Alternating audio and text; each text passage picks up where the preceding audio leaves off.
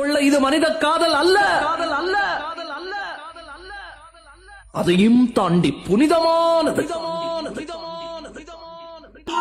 നമസ്കാരം, ഞാൻ നിങ്ങളുടെ വോയിസ് ഓഫ് മലയാളി ചേർന്നാണ്. സ്കൈ ഡൈനിങ്ങിന് മൂന്നാറ് പോയി ഒരു കുടുംബം പെട്ടുപോയതിനെ പറ്റിയുള്ള വാർത്ത കണ്ടു കഴിഞ്ഞപ്പോൾ ആളുകൾ അതിന് താഴെ കമന്റ് പറയുന്ന ചില ദാരിദ്ര്യം നിറഞ്ഞ പറയുന്നുണ്ട്. അതായത് 1 രൂപയുടെ ഓട്ടയിലൂടെ കളയാൻ വേണ്ടിയിട്ട് കോടികൾ മുടക്കൽ, ലക്ഷങ്ങൾ മുടക്കൽ, ആയിരങ്ങൾ മുടക്കി കഴിക്കാൻ പോയിട്ട് അത് തിന്ന് ഇത് കളയാനുള്ളതല്ലേ എന്നൊക്കെ കമന്റ് ഇടുന്ന ആ മൈതന്മാരോടാണ് പറയാനുള്ളത്. ഈ പറഞ്ഞ നാട്ടിലെ ഈ കുഴിക്കക്കൂസിനകത്തുനിന്ന് നിന്നെയൊക്കെ ഞാൻ പറയും, ഈ കുഴിക്കക്കൂസിനകത്തുനിന്ന് പുറം ലോകം കാണാത്ത നീയൊക്കെ ഇതേ പറയുള്ളൂ.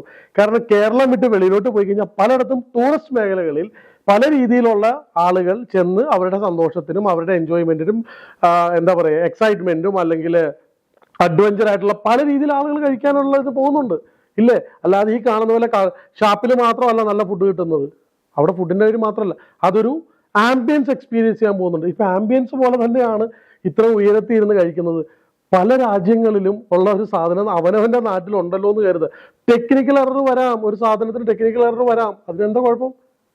ആർക്കെങ്കിലും മരണം പറ്റിയോ? അങ്ങനെ നോക്കിക്കഴിഞ്ഞാൽ നമ്മുടെ വണ്ടർല എന്ന് പറയുന്ന ഒരു സ്ഥാപനത്തിൽ വലിയ ആക്സിഡന്റ് ഉണ്ടായല്ലോ ഇല്ലേ, തിരിച്ചു വന്നില്ല അവർ. ഇപ്പോഴും ആൾക്കാർ അവിടെ പോകാതിരിക്കുന്നുണ്ടോ?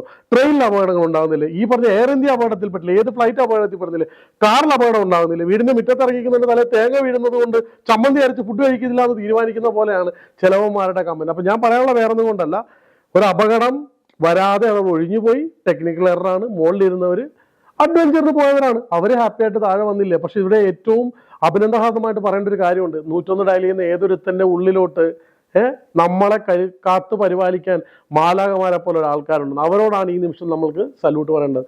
നമ്മുടെ കേരള ഫയർഫോഴ്സ് എത്ര ഊർജ്ജസ്വലമായിട്ടാണ് അവിടെ ഓടിയെത്തിക്കൊണ്ട് അവരെ മിടുക്കന്മാരെ അവരെ സുരക്ഷിതമായിട്ട് കുടുംബത്തെ താഴെ എത്തിച്ചത്. അതിനെപ്പറ്റി പറയൂ, അവരെ അഭിനന്ദിക്കൂ. നമ്മുടെ നാട്ടിലെ കേരള പോലീസ് ആണെങ്കിലും കൊള്ളാം, കേരളത്തിലെ റെസ്ക്യൂ ടീമാണെങ്കിലും എത്ര കാര്യക്ഷമമായിട്ട് ചെയ്യുന്നത്. അവർ പാമ്പിനെ പിടുത്തം മാത്രമല്ല, ചിലർ പറയും ഈ പാമ്പിനെ മാത്രമേ പിടിക്കുന്നുള്ളൂ എന്ന് പറയും. പക്ഷെ എത്ര കാര്യം അത്രയും ഉയരത്തിൽ കയറി നിന്ന് അത്രയും ആൾക്കാരെ താഴെ കൊണ്ടുവരാനായിട്ട് പ്രാപ്തമായ നമ്മുടെ Kerala fire and rescue team ചെയ്തൊരു വലിയ കാര്യമാണ്. അവരെ അഭിനന്ദിക്കുന്നു. അതുപോലെ തന്നെ ഇതുപോലുള്ള ബിസിനസ്സുകളും കാര്യങ്ങളും നമ്മുടെ കൊച്ചു കേരളത്തിൽ വരണം. അതിനെ വിജയിപ്പിക്കേണ്ടത് നമ്മൾ ഓരോരുത്തരുടെയാണ്. കാരണം നമ്മൾ കാലം ചെയ്തപ്പോൾ നമ്മുടെ കൊച്ചുമക്കളുടെ കാര്യങ്ങൾ അല്ലെങ്കിൽ നമ്മുടെ മക്കളുടെ കാലം വരുമ്പോഴത്തേക്കും കേരളം എന്താണെന്ന് ചോദിച്ചാൽ പണ്ട് പരശുരാമൻ കഴിഞ്ഞ മഴ തപ്പി നടക്കേണ്ടി വരും. പകരം ബിസിനസ്സും കാര്യങ്ങളൊക്കെ അന്യരാജ്യത്തോട്ടും അല്ലെ അന്യ സംസ്ഥാനങ്ങളിലോട്ട് പോകും. അതുകൊണ്ട് മഴ നോക്കിയിരിക്കാത്ത മൈനന്മാരെ നിന്നോടൊക്കെ പറയാനുള്ള വേറെ ഒന്നുമില്ല. അറിയാൻ പാടില്ല, മിണ്ടാതിരിക്കുക. നാടിന്റെ പുരോഗമനം എന്ന് പറയുന്ന വരുമാന മാർഗം എന്ന് പറയുന്ന പലതും ഇതുപോലുള്ള സംരംഭങ്ങൾ വരണം. ഇങ്ങനെയുള്ള സംരംഭങ്ങളുടെ കാര്യങ്ങൾ ഉയർന്നു വരണം.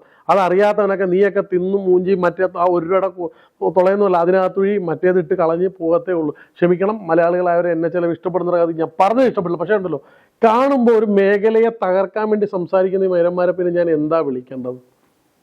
നന്ദി, നമസ്കാരം.